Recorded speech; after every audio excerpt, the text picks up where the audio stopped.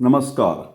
मैं प्राध्यापक डॉक्टर देशपांडे आप सबका स्वागत करता हूं मेरे चैनल में। आज बात करेंगे रोहितकारिष्ट।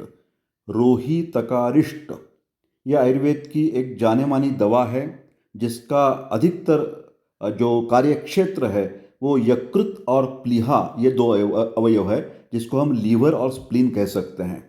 रोहितकारिष्ट के जो घटक द्रव्य है उसमें रोहितक है, गुड़ मतलब जैगरी है, धाइटी के फूल है, पंचकोल। आप जानते हैं पंचकोल, कोल का मतलब है तीखी रस वाली द्रव्य वनस्पति, पिप्पली, पिप्पली मूल, चव्य, चित्रक और शुंठ। ध्यान रखिए पंचकोल का मतलब पांच हो गए और पांच स्पाइसेस हैं, पिंपली, पिंपली मूल, चव्य, चित्रक और शुंठ। ठीक है।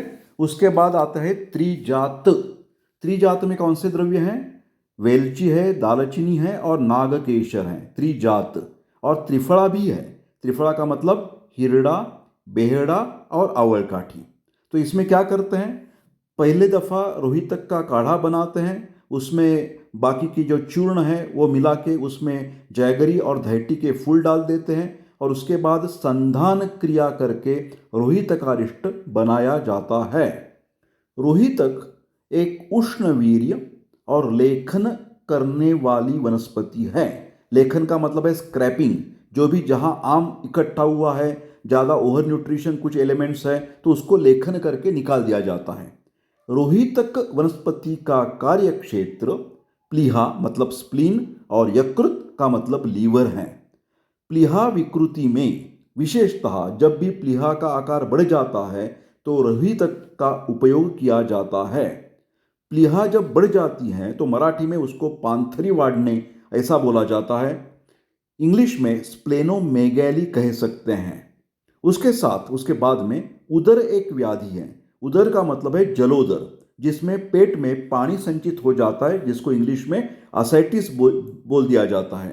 तो इसमें अग्निमांद्य होता है, मलावष्टम्भ होता है, मतलब टट्टी को अच्छी नहीं हो पाती, कॉन्स्टिपेटेड टेंडेंसी, इंडाइजेशन होता है और पैर पर सूजन आ जाती है। प्रमुख लक्षण है उदर व्याधि के। और पेट में तो पानी संचित होकर हम तपास कर सकते हैं। तो इस सब का अग्निमांद्य एक मूलभूत कारण है।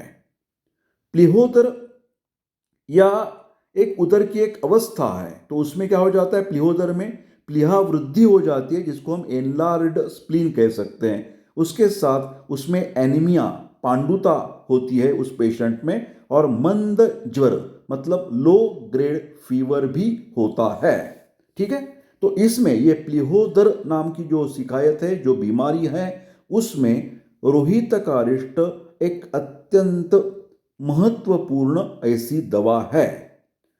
रोहितकारिष्ट में जो पंचकोल है, पिप्पली, पिप्पली मूल, चव्य, चित्रक, शुंठी, ये पंचकोल, और त्रिजात जो हैं जैसे वेलची, दालचीनी, नागकेशर, ये सभी औषधि द्रव्य, घटक द्रव्य, ये अग्निवर्धन करने वाली दवा है। जिससे क्या हो जाएगा? आपके जो हाइड्रोक्लोरिक एसिड रहेगा या पेप्सिनोजेन, पेप्सिन जैसी है, चाइमोट्रेप्सिन है, जो भी हमारी पेट में एंजाइम्स रहती है वो सब बढ़ती है, पाचक पित्त में वर्धन आ जाता है। इसीलिए उदर व्याधि में ये सब द्रव्य मिलाकर रोहितकारिष्ट एक बहुत बेहतरीन दवा बन जाती है।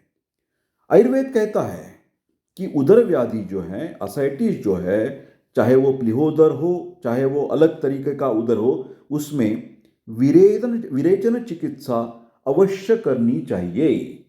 आप तो जानते हैं पंचकर्म, वमन, विरेचन, बस्ती, रक्तमोक्षण और नस्य। तो उदर व्याधि में सबसे महत्वपूर्ण शोधन कौन सा है? विरेचन चिकित्सा, थेराप्यूटिक परगेशन। आप तो जानते हैं कि ऐसा एक सूत्र लिखा है ग्रंथ में, नित्यम एनम विरेचयेत। उदर व्याधि में बार बार शोधन करने के लिए विरेचन चिकित्सा करनी चाहिए। तो इसी आधार पर ये रोहितकारिष्ट में जो त्रिफला है उसके द्वारा जो रुग्ण है उसके अच्छी टट्टी हो जाएगी, कभी भी कॉन्स्टिपेशन की शिकायत नहीं रह जाएगी और जो उदर व्याधि है उसमें तुरंत आराम मिल जाएगा। रोहितक एक उष्णवीर्य है, हॉट पोटेंसी, उत्तम लेखन है, स्क्रैपिंग करने वाली द्रव्य है। तो ये औषधि द्रव्य के कारण रोहितकारिष्ट का इस्तेमाल हम गुल्म व्याधि में कर सकते हैं। जहाँ भी हमारे पेट में, चाहे वो प्लीहा हो, चाहे यकृत हो, चाहे यूटेरस हो, जहाँ भी आपको लगता है कि गुल्म बन गया है, ट्यूमर बन गया है, चाहे वो मैलिग्नेंट ट्यूमर हो, चाहे वो बिनाइन हो, कौन सी भी गुल्म की शिकायत में, चाहे वो यूटेराइन फाइब्रॉइड हो, चाहे वो पॉलिसिस्टिक ओवेरियन डिसीज पीसीओएस हो, इन सब में जो भी गुल्म जैसा बीमारी बन जाएगी पेट में, तो रोहितक अपनी उष्ण वीर्य के कारण, लेखन द्रव्य के कारण उसमें बहुत ही उपयुक्त ठहर सकता है। ठीक है, आगे चलते हैं। रोहितकारिष्ट का उपयोग हम समझा रहे हैं और वो घटक द्रव्य के साथ समझाने की मैं कोशिश कर रहा हूं। अग्निमांद्य लक्षण होने वाला और बद्धकोष्ठता कॉन्स्टिपेशन होने वाली और एक बीमारी है, उसका नाम है मूलव्याध, अर्श, पाइल्स, बवासीर। ये जो शब्द है हिमोरॉइड्स, पाइल्स के बीमारी में भी रोहितकारिष्ट का उपयोग हम बिल्कुल कर सकते हैं। वो उपयोग लाभदायक हो जाएगा। रोहितकारिष्ट में लेना है तो कैसे लेना है?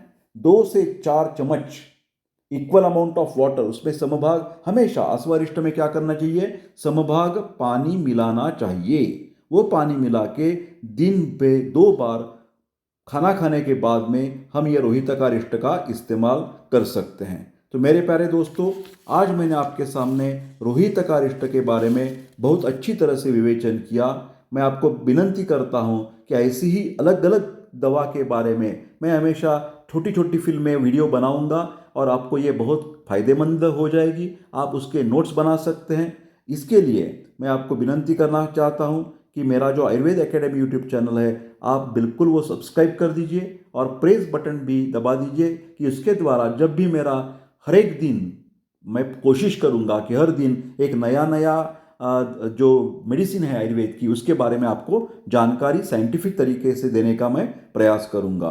तो आप ये वीडियो ज़रूर लाइक कीजिए, शेयर कीजिए। आपके कमेंट्स मेरे को अच्छे लगते हैं और कोई भी शंका हो इसी के बारे में तो आप मेरे को पूछ सकते हैं। कई लोग पूछते हैं कि सब किस कंपनी का हमने ये अश्वरिष्ट लेना चाहिए, तो मैं बताऊंगा कि सांडू कंपनी जो है वो मेरे अनुभव से उसका जो अश्वरिष्ट है, बहुत सारे अश्वरिष्ट वो अच्छे मेरे को अनुभव उसका प्रतीत आया है।